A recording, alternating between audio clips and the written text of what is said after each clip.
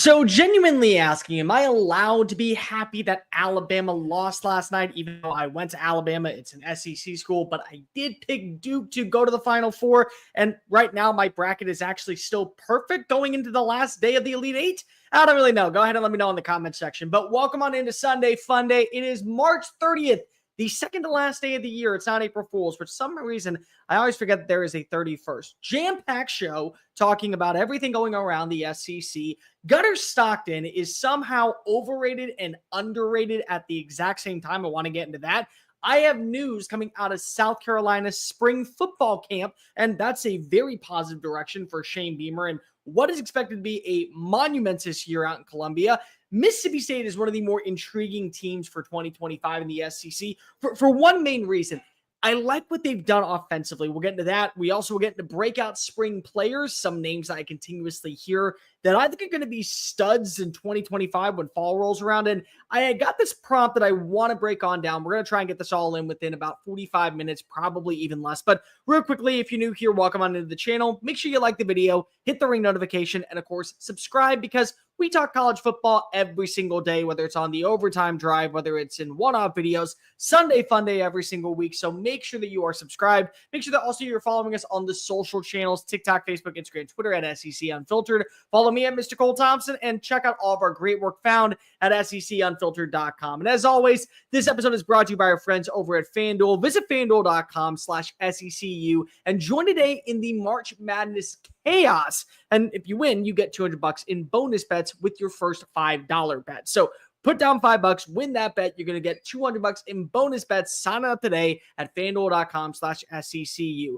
Let's start off with the news about Gunner Stockton at Georgia. So right now, there is going to be a quote-unquote open quarterback competition. But for those that live in Athens and for those that know anything about the program, it does feel like Gunner Stockton, when week one rolls around and they prepare for another run to Atlanta to win the SEC title, is going to be the starting quarterback. Replace Carson Beck in the SEC championship, help the Bulldogs win another conference title, then played in the game against Notre Dame in the Sugar Bowl. Was not his fault. A lot of people want to go ahead and say that there were so many issues for Georgia, but usually you don't hear anything about Gunner Stockton. But then there is that quiet crowd, and the quiet crowd is starting to grow overnight and get a little bit louder and get a little bit more boastful about, well, why are we not going to that freshman? Why are we not going to Ryan? Why is Ryan not actually in the competition? And I'm going to be completely real. I get it. Kid's talented. You want to know who else is talented? Gunner Stockton. And he's been there for several seasons. But it just is so curious how people want to overjump every single situation whenever there's an opportunity. You can never be happy with just the course of the plan. You got to throw a couple of hiccups and road bumps along the way, and this is one of them. Gunner Stockton, who has been being trained to become the heir apparent to Carson Beck for the last 2 years, now has an opportunity to win the starting job, and is probably going to be walking out week one, yet there are some people who still are sitting here and saying, well, he's not the right guy. So let me ask you, what is it about Gunner Stockton that you don't like? Is it the fact that he is just this boring, bland quarterback that doesn't have that type of moxie, even though he was a 4-star recruit? Actually, the game was 5-star recruit coming out of high school.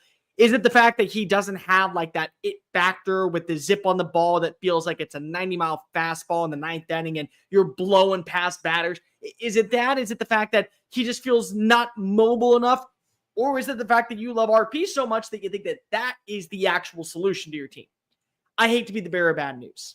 We don't know enough about Gunner Stockton to have any generic opinion. And we don't know enough about Ryan Pagliuca either because we haven't really seen them play. But what I will say is, what's the one thing that has stood out about Georgia quarterbacks in the runs that they have gone to a national championship? Well, they've had pocket passing, a little bit of mobile, some really good decision-making, not it factor guys as the base. Jake Fromm probably never should have been the starting quarterback over Justin Fields based off of talent-wise, but based off of consistency, identity, and the style of offense that Kirby Smart wanted to run, he was the better option. And they went to a national championship, and if not for 2nd and 26, the curse that lasted for 4 decades in Athens probably would have been broken. What about the favorite, Stetson Bennett? One of the greatest names to ever grace Sanford Stadium was a walk-on. He wasn't a 5-star talent. He wasn't this kid that came out of nowhere and just put a moxie and wow factor to this team. No, he was just a dude that showed up and said, I want to play Georgia football, didn't get the starting job, didn't even get a job on the team. So he goes to a junior college, impresses there, comes back, is battling it out with a 5-star in JT Daniels, ends up getting the starting job, then is benched for Daniels. Daniels gets hurt, and the rest is history. 2 national championships and a Heisman Trophy appearance later, you will know him as one of the greatest players to ever grace Athens, Georgia. They weren't known for being these high-profile gunslinger mentality, moxie-type players, and that is what we know about Gunnar Stockton.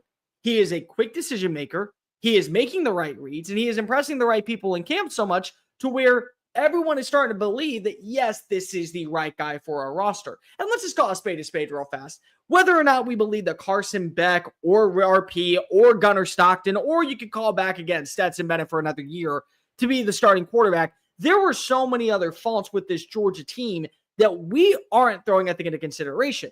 Number one, they led the country in drops. That doesn't happen at a place like UGA, and it shouldn't happen when you look at the talent that you're consistently bringing in.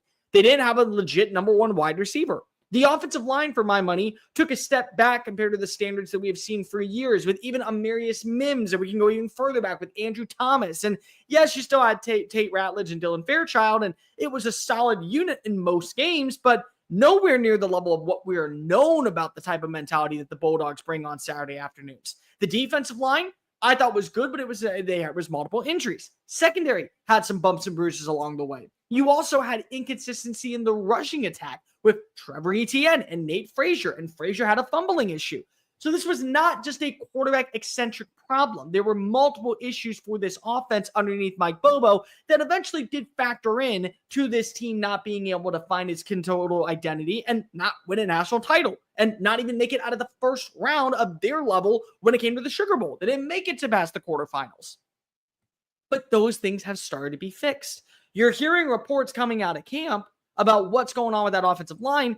It's a question mark, but they do feel good about the left side when it is fully healthy. Now, we're not going to be able to see it until fall camp because they're dealing with injuries there, but you do feel better about that situation. The wide receiver room is going to be better. Not only are they very high on the 3-4-star recruits that they brought in last year's class, but you talk to people about Noah Thomas and what he's going to be as a 6'6" mismatch nightmare inside the red zone. I've watched it with my own 2 eyes. The dude does not drop many balls. He was a phenomenal player at Texas A&M. There was just inconsistency at the quarterback position. He is going to be a threat for Gunnar Stockton or for RP if he wins the starting job by the end of the day. You hear the way that they talk about Zachariah Branch, who is, again, that gadget player. And I know that a lot of people are kind of down on him after what we saw during his very limited sample size at USC. But you talk to people around the industry, and more importantly, you talk to people inside that building, he's up to speed on the style of offense that they want to run. And once you're up to speed, now it's about mastering the craft. Now it's about working on those few little minute details that's going to make you better. And from a talent perspective, he has an opportunity to be one of the best wide receivers to come out of Georgia in probably 10 years, 15 years. You get Colby Young back. Now he's no longer dealing with the off the field incident, so he's back at practice. And there's a speculation that, hey, he's working hard. There is an identity with him. And more importantly, he believes that he can be a wide receiver number 1 in the SEC. And if he ends up living up to that standard, plus you throw in Dylan Bell and Oscar Delp and another year with Nate Frazier, the supporting cast around Gunnar Stockton is really, really solid. So I don't know if he is going to be a top 5 passer in the SEC or a reason why we're talking about Georgia winning a national title next year. It may be the defense, it may be the run game, it may be the offensive line, it may be the play calling and the execution of just Georgia football as we know it. But I don't think he's overrated like some people are saying because of he didn't live up to expectations in his first start, or he doesn't have that it factor, and an it factor that we don't even know what it is at this point. I don't know if he's also underrated. In fact, for my money, I would say he's kind of properly rated as a quarterback going into 2025. Really solid contributor, a guy who is going to provide exceptional upside for an offense that can't get any worse than it was last year compared to Georgia standards, and is going to be, I think, the exact type of game manager that you want if you're going to be successful down in Athens, GA. I'm excited to see what Georgia can do with him. I think that Georgia's excited to see what they can do with him. And by week 1, we may be all coming back here and laughing and saying, Gunnar Stockton, why were we ever doubting him? Or we could be clipping up this video and saying, hey, Cole, you're an idiot. Maybe go focus on other sports besides college football, and especially stay out of what we know about Athens, Georgia. Like the video, hit the ring notification, and of course, subscribe to the channel. That way you don't miss out on any bit of the content. We have good news coming out of a team that many people know is close and near and dear to my heart.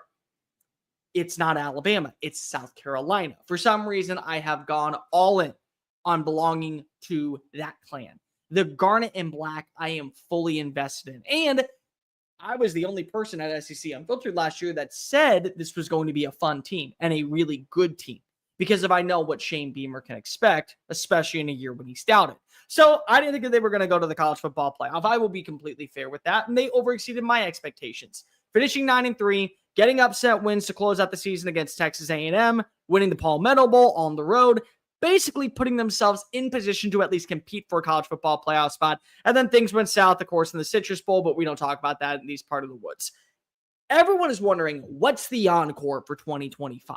Because 2024 is a year that I don't think will soon be forgotten in Willie B. I think a lot of people that love and live and breathe Gamecock culture and Gamecock football are always going to remember that defense headlined by Kyle Kennard and what you had with Debo Williams and Nicky Manwari in the secondary. And you were a play away multiple times, mostly the LSU game, but we can throw in the Alabama 2-point conversion. But regardless, from being a college football playoff threat, and arguably, in my opinion, one of the more dangerous teams that wasn't inside the top 4 of the AP top 25 rankings every single year. So what's going to be the encore is what a lot of people are thinking. Because once you've already shown that you can get to this point, you can play up to the standard of Alabama underneath Kalen DeBoer. You can play up to the standard of Brian Kelly at LSU. You can play up to the standard of what you got out in Missouri, out in Columbia, Missouri. You can beat up on Texas A&M. They want to see what you can do next. There's a new offensive coordinator in Mike Shula. Now, Shula, and I've talked about this many a time, has a relationship with a certain quarterback that emulates the quarterback that currently resides at Willie B. Lenore Sellers is not Cam Newton, and he's nowhere near Cam Newton 2.0, but the play styles are eerily similar. Both mobile, both use their size as a strength, both have great arms that can be a little inconsistent at times, but when it hits, it's a piece of art. They feel really good about that relationship. They feel like that those two are speaking the same language because of the identity that they had last year. It's more so a, hey, instead of doing this, tweak this one little thing. It's like when you go ahead and have a 50-year-old family recipe and you're like, hey, instead of using turmeric, use a little bit of nutmeg instead, and it makes the dish that much better. That is what Mike Shula is doing with the quarterback position. But you do have to wonder what's going to be the rest of the supporting cast. The offensive line, they're very well attached. They think it's going to be better than what it was last year, even though they do have some holes there. They definitely went out and they brought in some guys, including my dude, who I got to say his name this way because it's the only way I can. Boaz Stanley is going to be a starter somewhere on that offensive line. They also feel really good about the run game. Now, you're probably saying to yourself, how do they feel so good about the rushing attack when you don't know what really you got because of it was Rocket Sanders or bust most times last year? Well, Oscar Attaway is back. That's a very good complementary piece. And Rasul Faison coming on in from Utah State, I think is going to be a stud. I think is going to be a difference maker. I think that when you look at the way that I talked about Marcus Carroll last year, going from Georgia State to Missouri, is going to be the way I'm talking about Rasul Faison coming on in from the Aggies to join the Gamecock culture. The wide receiver room is going to be a big question mark right now. Because when you have a solid run game and you have a decent offensive line, you got to have that secondary punch. Now, there really wasn't a legit force at wide receiver 1 in 2024, but that wasn't a fault. 2 young guys had to kind of step on up and replace what you lost in Juice Wells and what you lost in Xavier Legette to the NFL draft. And that was fine for right now, but they want to be able to work that back in. So one thing that they are excited about is Nick Harbor going to have a full offseason. Because remember that Nick Harbor was an Olympian track runner. This is a dude that absolutely could fly his way to any event and any trial and have an opportunity to probably go ahead and get a gold medal at some point. He's got that type of speed. But he was in spring practice. He wasn't in spring practice during his quote-unquote freshman year. And then in the freshman offseason, going into his sophomore year, he was at practice, but he was put on the shelf because if they couldn't utilize him, he had to be worried about track. Well, he's not running track this year. His full identity is focusing on football. And the way that people talk about him out in Columbia, is that this is a kid that is going to be turning heads. Because if he's mastering the final details that will make him an elite playmaker, like where you got to cut to be able to run a perfect post pattern, where you got to be able to go ahead and catch a ball that's going to be a 50-50 contested play, that ends up being 80-20 in your favor. He's got the size. He's got the speed. He's mastering the minor details that will make him a major impactful player. And the thought is, hey, you can be a number one. How do you want your legacy to be remembered? Because there's a lot of players that have come through this program that are forever remembered and will be as great pass catchers. One of the most underrated wide receiver colleges in college football, for my opinion. What do you want to be remembered as? A dude that was able to kind of find your footing? A dude that was able to kind of, make a small impact? Or you want to be like Alshon Jeffrey, record setter? You want to be like Deebo Samuel, record setter? You want to be like Xavier Legette, game changer, chain mover, a dude that is going to deliver every single time that we need a big time play? Because you can be that dude. And we know that you can. And he believes that he can. And you look at the skill set, he also thinks that he can be a really good player. Mazeo Bennett with another year in the system, I think he's going to be able to break on out. A lot of people think that he is a good complementary piece. I see a lot of good change of direction in the middle of the field. Throw him in with Michael Smith, the 4-star tight end, who's going to have a bigger role this year, along with Jordan Dingle. That offense that turned heads out in Charlotte in 2015 could be coming to Columbia in circa 2025. And everyone remembers what happened 10 years ago. One guy won an MVP, took his team to a Super Bowl. And if not for a couple of plays, maybe things would have gotten better in the first half, and we would have had a completely different narrative about what Cam Newton is in the NFL long term. Maybe you have that happen with the Heisman Trophy for the Norris Sellers. Maybe you have a college football playoff appearance, but you got to have some other things you got to work on. The wide receivers outside of Mazeo Bennett and Nick Harbor, they really liked what they went after. And one thing that I thought was going to be really interesting is, would they swing big in the transfer portal for a high-profile name? Was there going to be like somebody that they thought, hey, he's leaving Michigan, or hey, he's leaving Arizona State, we could use him as a number 3. We could use him as a number 2. The word is around the people that I've spoken to, they really like the young up-and-comers. They really do believe that they have at least 2 or 3 guys that are going to be able to hit their stride no later than probably week 3, to where if they were to add in a name, it would probably be for body counts. It's not for in terms of what they're looking for as a difference maker, because they feel like the difference makers are already on campus. So that's a really good sign if you're talking about how much better this offense is going to have to be in 2025. Defensively is where most focus is going to be, I think, for this offseason and for most offseasons. Why is that? Well, there was a lot of talent. TJ Sanders is gone.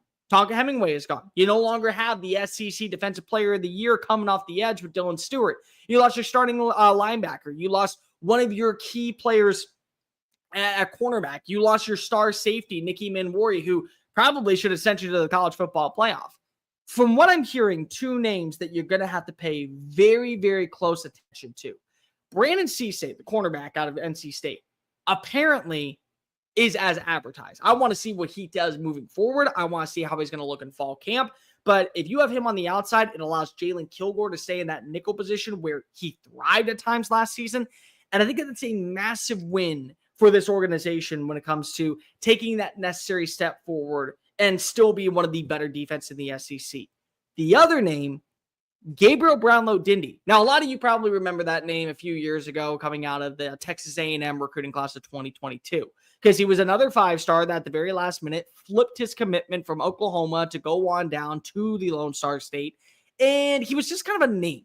Never really did that much, wasn't an impactful player, kind of a rotational guy, saw some action last season, but decided to go ahead and enter the transfer portal.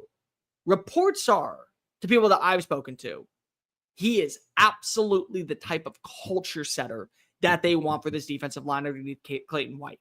And if you have him hitting his stride at the right time, early on in the season, like by week 3 is what we're talking about, there's an opportunity to where this is still going to be maybe not the deepest defensive line in the SEC, maybe not the most impactful defensive line in the SEC, but one of the more ferocious defensive lines in the SEC. They really like what they've seen from the progression of Dylan Stewart. They think that he has taken that necessary step forward. And they do also like the 2 Alabama linebackers they landed, including, and I know I'm going to butcher his name, but Justin Okoronkwo. They believe that he just was still learning how to play football. German kid, came on over to the United States, I think as a sophomore in high school. Not fully developed as a player, but he's already kind of learning the ins and outs of how to play linebacker. Now he's learning the attentiveness of Clayton White's defense. So what is my expectation for South Carolina this year? I'm not ready to go ahead and put them as a guaranteed seal of approval, punch it down in red and black and go, yep, college football playoff team. What I will say is that they are a team that I think is still going to be in that same range of, you don't sleep on us. Nobody should be sleeping on South Carolina this year. Texas A&M should not be doing it. Missouri shouldn't be doing it. LSU, even though you're hosting it down in Baton Rouge, shouldn't be doing it. Ole Miss shouldn't be doing it. Nobody should be sleeping on South Carolina because they know what they are at this point. And they believe that this is just the beginning. I think with time, I think as we get a little bit more comfortable, what we see in the spring game, because they actually are going to have a spring game and they're not chickening out like the rest of the world in college football, they're going to show you that even though it's a new identity defensively, even though it's not the same offensive ground and pound rushing attack that we saw last season with Dow Loggins, they're in a very good spot. I still believe this is about a 9-10 win team on paper. I still believe that there is an opportunity for them to be dangerous if they make it to the college football playoff. And again, what do we know about Shane Beamer? When you doubt the man who plays his style of football, that Beamer ball mantra, it is something that is dangerous and something that nobody is prepared for. Do not be shocked when we're coming into mid-October. Here we are talking about South Carolina. They're a top 10 team. They're getting their mojo. They have their identity. They know who are their breakout stars, and everything is just clicking. And everyone's just like, wow, what were we doing thinking about South Carolina? Taking a step back. Brother, that was only stage 1 of the 3-step plan. They're about to finish stage 2 and go on to the final part, which is making Willie B the most ravenous atmosphere in the month of November. No Beamer, right around the corner, right after Cocktober. Great relationships, great months that you want to be playing college football out in Columbia, South Carolina. And they're also putting themselves in a great position where right now we know that this team, good luck to anybody that's coming into this building in November. Oh, by the way, when we host a college football playoff game, you might as well just check that up as a W. We have over 500 people watching right now. So real quickly, just make sure you like the video, hit the ring notification, and of course, subscribe to the channel because we talk college football every single day. I have to pay some bills, and the best way that I pay my bills is by winning money. And where do I win money? I win it at FanDuel. This bracket season, FanDuel is letting you make the call because right now, any new customer can get $200 in bonus bets when you win your first $5 bet. So if you haven't already, throw down $5 today. Make sure you win that bet. And if you do, that's $200 in bonus bets to bet on anything from clutch shots to last-second heartbreaks and even whoever is cutting down the nets. We know 2 teams are in the running. Who are going to be the 2 joining them in San Antonio next Saturday? If you've been waiting to join, now there is no better time. Tournament action is on nearly every single day, and FanDuel has amazing bets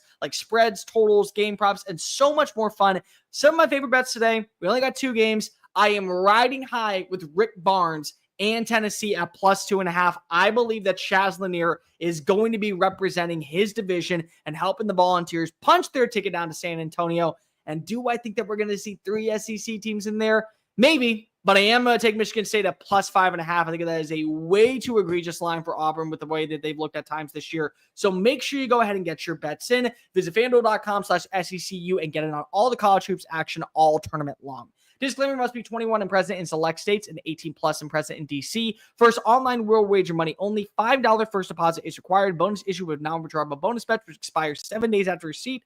Restrictions apply. See terms at sportsbook.fanduel.com. FanDuel is offering online gambling, sports wagering in Kansas under the agreement of the Kansas Star Casino LLC. If you have a gambling problem, call 1-800-GAMBLER or visit FanDuel.com/RG. Call 1-888-789-7777 or visit ccpg.org/chat in Connecticut or visit mdgamblinghelp.org in Maryland. Hope is here. Visit gamblinghelplinema.org or call 800-327-5050 for 24/7 support in Massachusetts or call 1-877-8-HOPE or text HOPE NY in New York. Okay, I want to talk about Mississippi State. I am actually very, very, very, very high on Mississippi State's offense being better than what it was last year. So overall, it wasn't a terrible season for what my expectations were out in Starkville.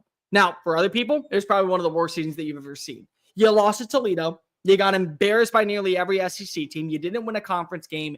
And your 2 victories were against independent and recently fired Don Brown, Massachusetts team, and Eastern Kentucky, who is an FCS school.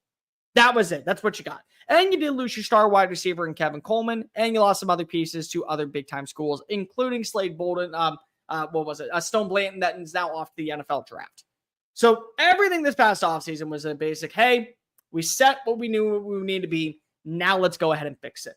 Credit where credit's due right now to Mississippi State's social media team. They're watching what's going on in Knoxville. They're watching what's going on in Norman. They're watching me talk about those schools all the time. And they're like, okay, bet we're going to go throw something together. If you haven't already, watch Blake Shapen's pass to new wide receiver Anthony Evans and tell me that that doesn't entice you just a little bit. So good, clean strike down the middle of the field, and that burner speed that we know Anthony Evans had and probably should have been better used at Georgia if he just was a more complete wide receiver, was fully on display. And they're, of course, scoring a touchdown. Easy 6 points. The thing is that if you know anything about Jeff Lebby's offense, there is so much to like about two players that are coming on in. It's a veer and shoot offense. Now, what exactly does that mean? The veer is the type of run, and the shoot is type of vertical passing attack. It derives from what you saw from Josh Heupel, and it derives from the Art Briles coach tree. But to make this offense fully work and be completely a unique identity, you got to be able to trust having great speed on the outside and a good, solid run game. They have both of that now, in my opinion. Fluff Bothwell comes on in from South Alabama, one of the best G5 running backs last year as a freshman, took names and kicked asses out in Mobile, and now he's going to the SEC. And by the way, there were many teams in the SEC that wanted him. I heard South Carolina was in the running for him. I had heard that Kentucky was in the running for him. Missouri certainly put in the bid for him. There were several other bigger SEC schools where he may not have been a full-time starter, but they were interested.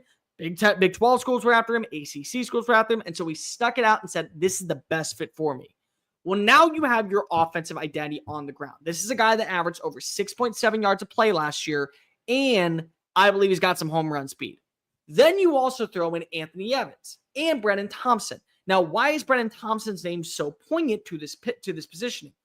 Brennan Thompson was brought in with the likes of Jeff Lebby at Oklahoma.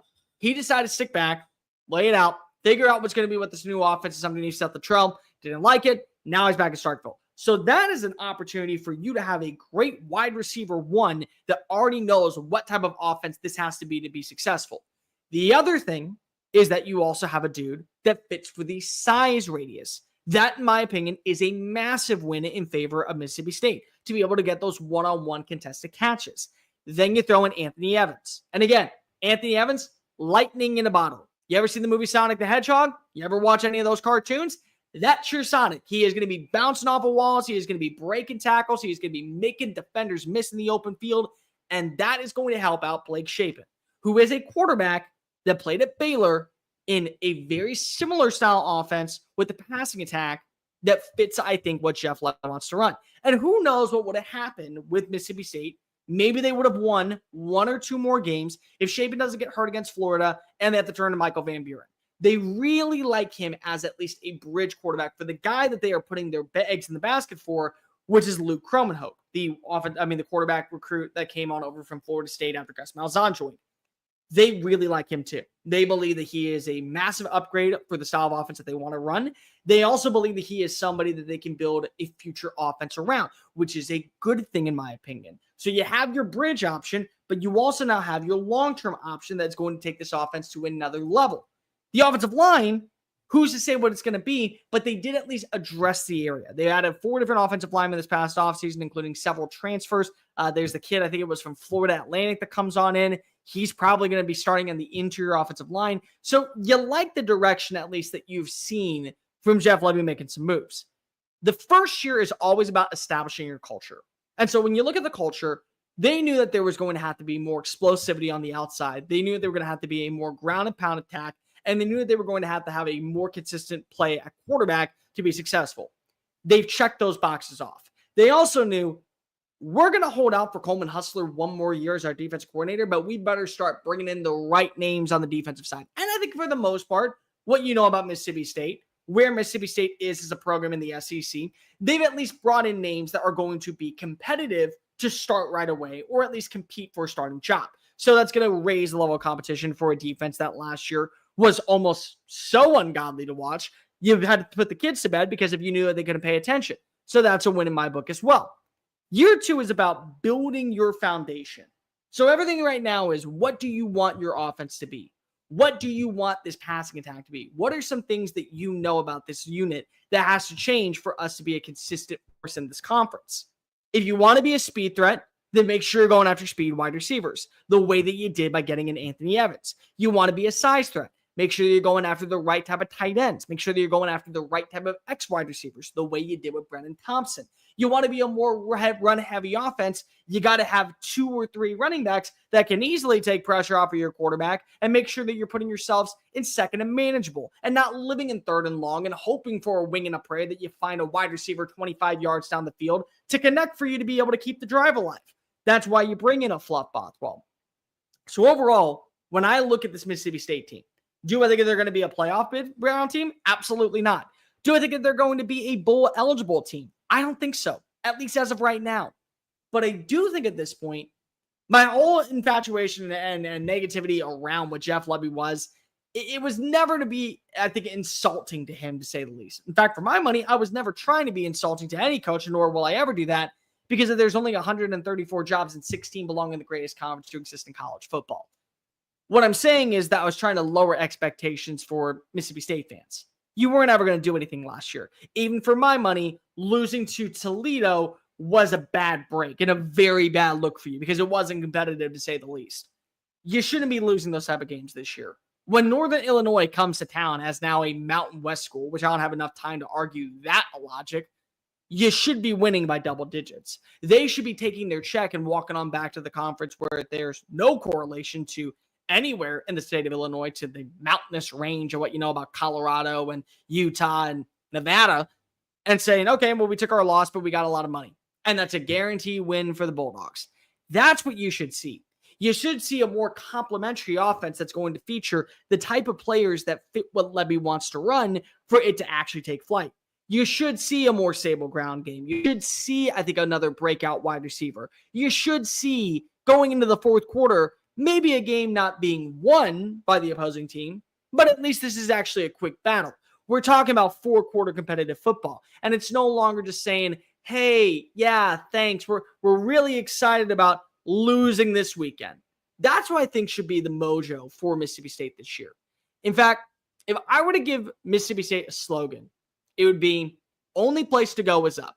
Because when you lose to a MAC team in the SEC, you've hit rock bottom. I like the moves that they brought in.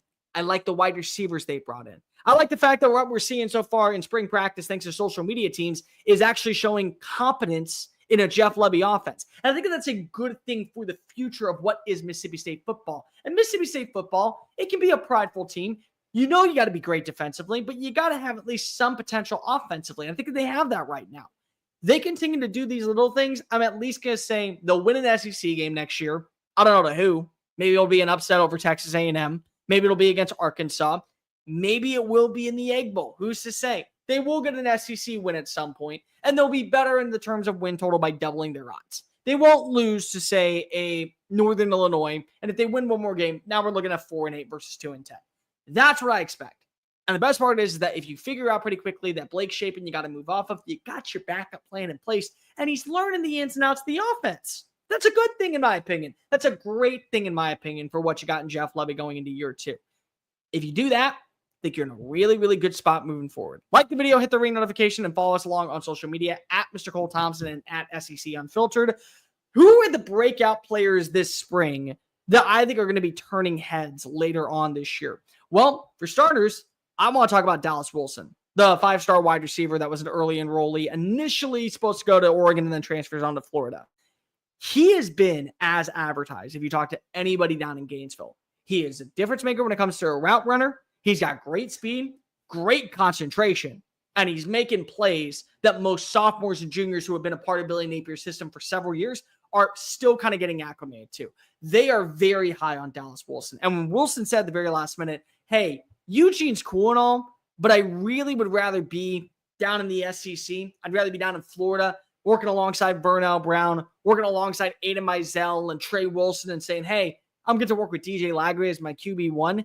I think that was a win for the program just in general, because that was the guy they really want to put their brakes into. He's a Tampa native, 209 pounds. They think that he is going to be a difference maker from the get-go. More importantly, they believe that he is going to be a plug-and-play addition and an effective role player going into 2025.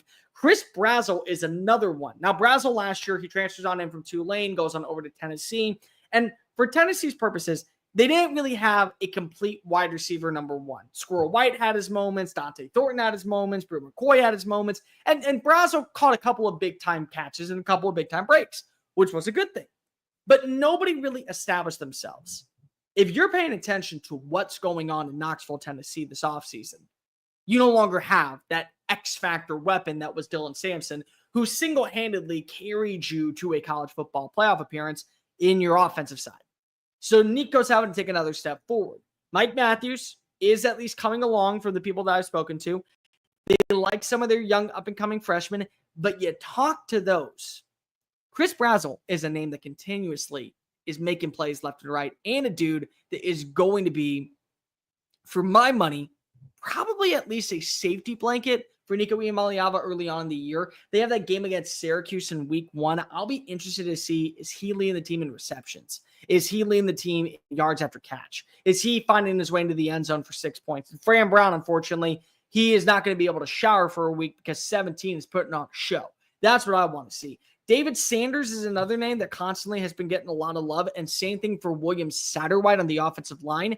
They believe that he is going to start at center. They believe immediately, hey, we lost Mays this offseason. It's totally cool. We got Satterwhite. He has come along strong, and he is going to be an anchor for this team. David Sanders is really interesting to me because this was the 5-star from Charlotte that a lot of people thought, okay, well, what happens when we get him on campus? Because remember, it took a little bit of a while for him to sign his letter of intent before he actually enrolled out in Rocky Top. Well, he has been as advertised. And more importantly, from my opinion, he is going to strengthen that right side of the offensive line, which I don't think was weak, to say the least, but it was nowhere near what it looked like with Darnell Wright calling the shots there. And if he's able to go ahead and anchor the right side, now it's going to put a lot of pressure on Lance Hurd and have to step on up. So Lance Hurd was a guy that transferred in from LSU, and you spoke to people down in Baton Rouge, and they were like, we knew we were going to lose him, but we were losing him not because he was a bad player. We were losing him because of we figured out pretty quickly that we're going to have our other two guys stick around for one more season. So he was off somewhere else. Did not have a good first year in Rocky Top, for my opinion. Had a horrendous year as the left tackle. Now you got David Sanders in there, and if you feel like that he's pushing you and he's taking that next step forward, who's to say that he is not going to move on over to the right side, the left side of the offensive line if Lance Hurd drops the ball? And maybe that's a good thing because of what you could say is, well, Lance Hurd is not that good at blindside protecting Nico. But if we move into the right side, maybe he ends up being at least a decent all-SEC lineman and helps his skills back to the college football playoff. Everyone's talking about John Mateer, and while they should, the kid is built different. And the best part is that having that direction with Ben Arbuckle's offense, that is such a good identity moving forward. But there is another kid that transferred in this offseason that is already, in my opinion, proven himself. If he's not wide receiver 1, he is certainly going to be the best wide receiver 2 for my money going into the year. Giovanni Gibson.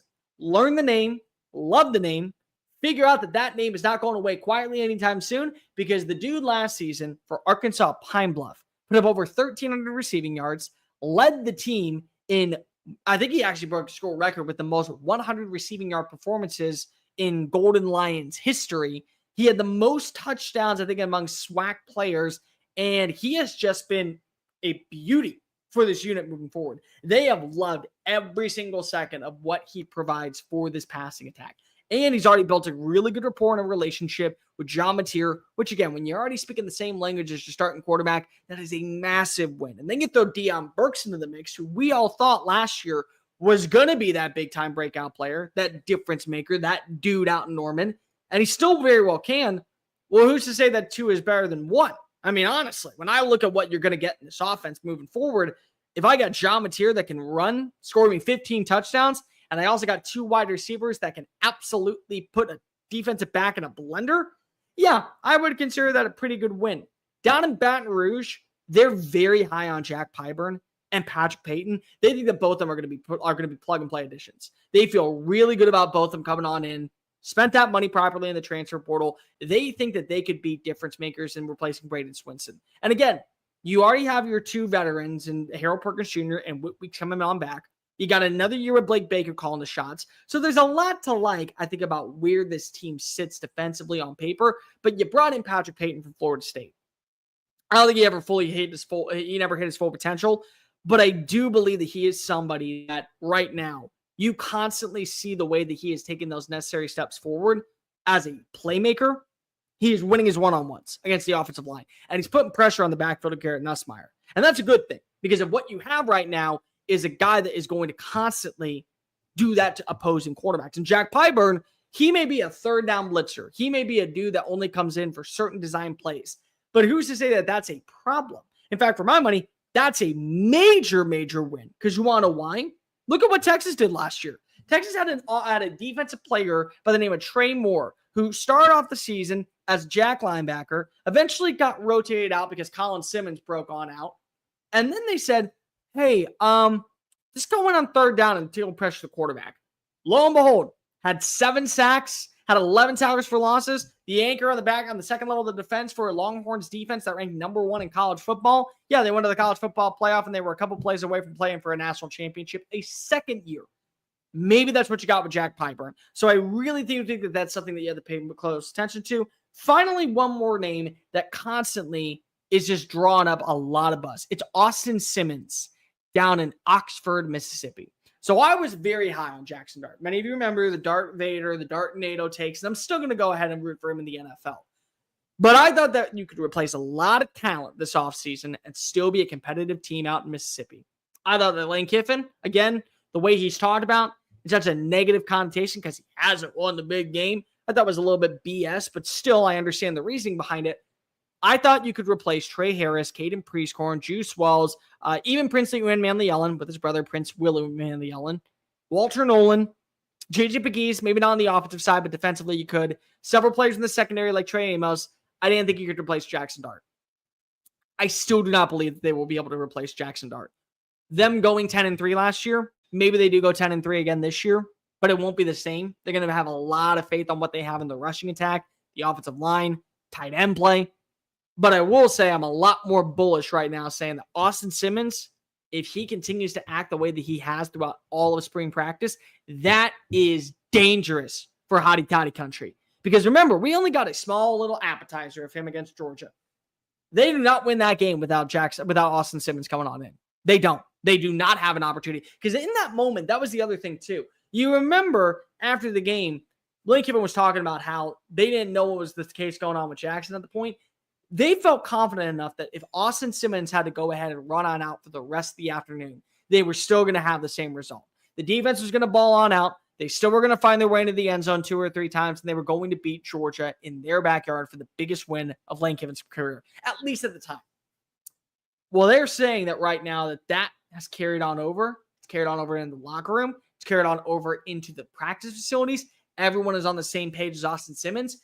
Much like Nick Harbor, as we talked about earlier in the show, coming on in from South Carolina, he's not focusing in on other sports outside of football right now. Remember, he's a baseball player.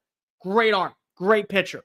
Now he's focusing in on throwing instead of strikes, touchdown passes to Caden Lee and Harrison Wallace and to Dejon Stribling and to Luke Haas, the tight end from Arkansas. If that's the version we're getting this year, that's the guy that we're seeing. And it's constantly doing that. The schedule is manageable. I mean, you still got to remember, the same schedule is on display minus Wake Forest, insert instead Washington State with the John Mateer-less Cougars roster coming on into Oxford. It's the same schedule, just reverse locations. They don't have to go to Florida this year. They get to welcome on in DJ Lagway and Billy Napier for that L. They don't have to go to Baton Rouge, Louisiana. They get to go welcome in Brian Kelly and Garrett Nussmeier. They don't have to go play against South Carolina on the road. They get to welcome in South Carolina. And so, yeah, the game against Georgia, maybe that's one that we're going to have to go ahead and just chalk on up right now and pencil, not pen, as a loss. That's fine. But those other games, the ones that we're like, hey, don't lose to Kentucky. Okay, well, week 2 rolls around. They're ready for vengeance in that game. Oh, yeah, just, don't play down to the level of competition against South Carolina. Nope, they're not going to be able to welcome that one at home. Hey, don't blow it in the fourth quarter against LSU.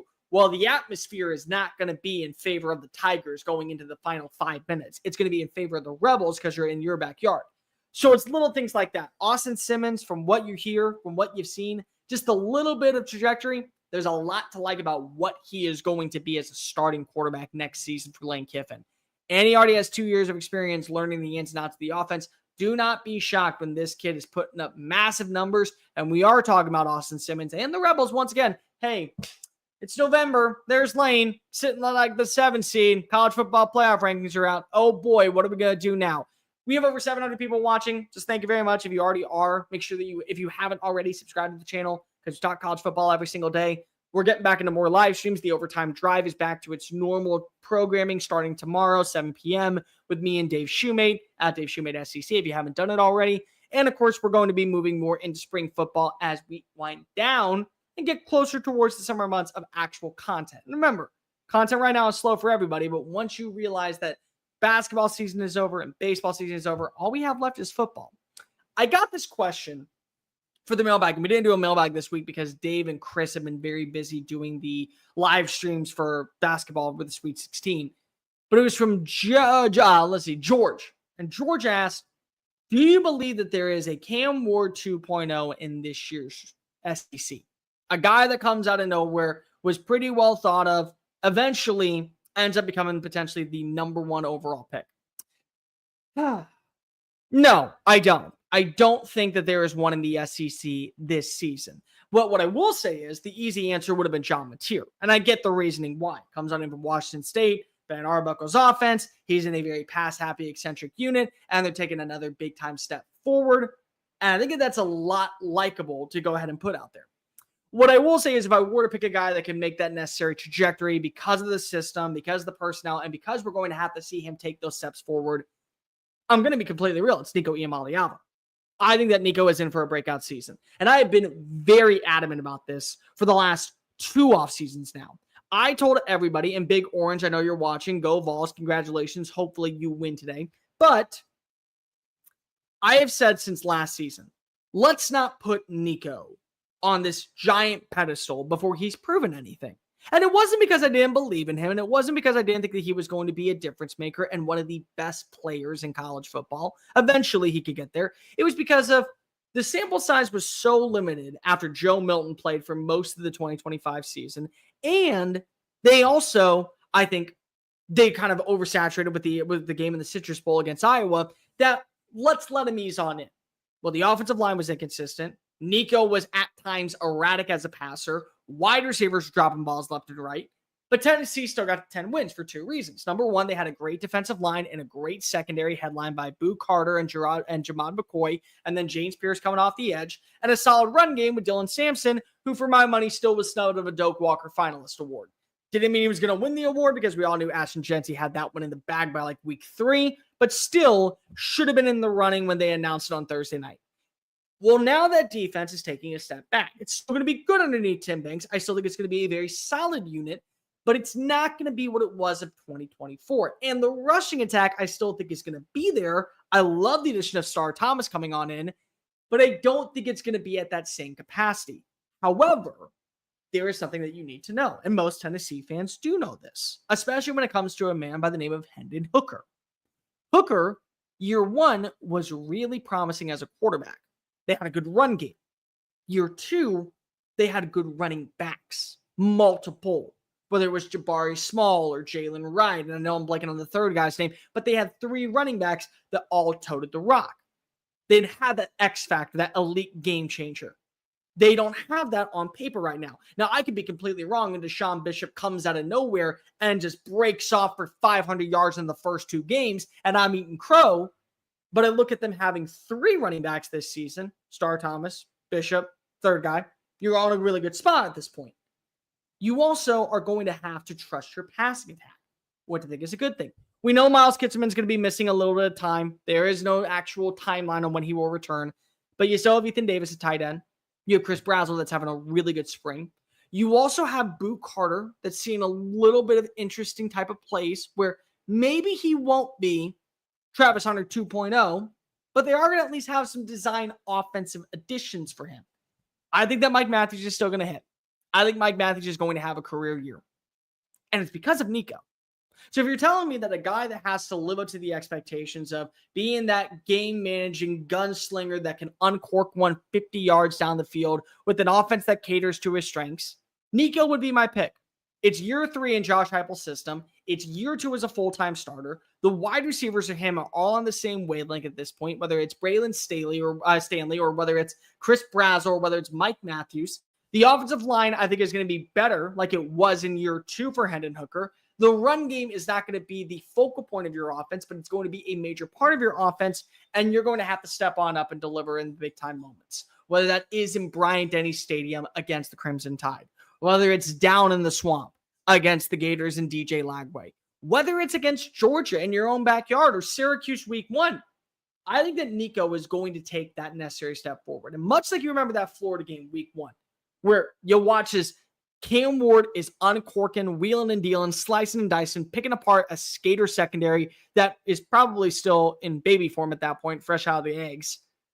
That's how I'm going to feel, I think, afterwards when it comes to Nico Iamaleava this season with Syracuse. That first game, he's making throws that just are ungodly fantastic. He is delivering right on the money, putting balls right in play for number 10, number 17, number 6, whoever it's going to be. And they're finally hitting their stride at the right time. That's how I think it's going to be. So I don't think that there is a Cam Ward of the SEC. But if there was one guy I would lean on, it's Nico.